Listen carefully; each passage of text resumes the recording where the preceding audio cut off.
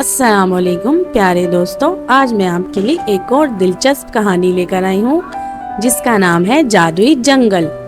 ایک دفعہ کا ذکر ہے، کسی دور دراز علاقے میں ایک جادوئی جنگل تھا جو باتیں کرنے والے جانوروں اور رنگ برنگی پھولوں سے بھرا ہوا تھا۔ ایک دھوپ کی صبح پنکی نامی ایک لڑکی جنگل میں داخل ہوئی۔ وہ اولیور نامی ایک عقل مند بوڑھے الو سے ملی جس نے اسے اپنا رہنما بننے کی پیشکش کی۔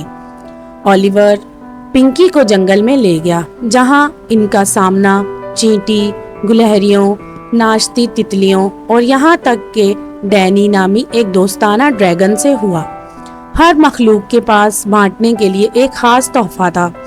گلہریوں نے پنکی کو درخت پر چڑھنا سکھایا، تتلیوں نے اسے ہوا میں گھومنے کا طریقہ دکھایا اور ڈریگن نے دور دراز کی زمینوں کی کہانیاں شیئر کی۔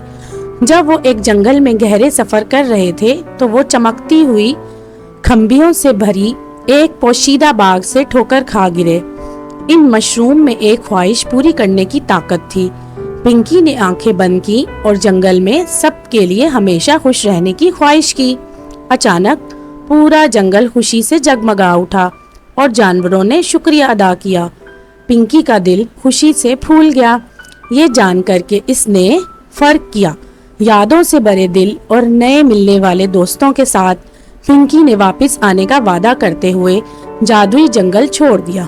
جنگل نے سرسراہٹ کے پتوں میں شکریہ ادا کیا اور پنکی نے اپنے دل میں جنگل کا جادو ہمیشہ کے لیے الوداع کہا۔ تو دوستو، اگر آپ کو میری یہ کہانی پسند آئی تو میرے چینل کو لائک اور سبسکرائب ضرور کیجیے گا۔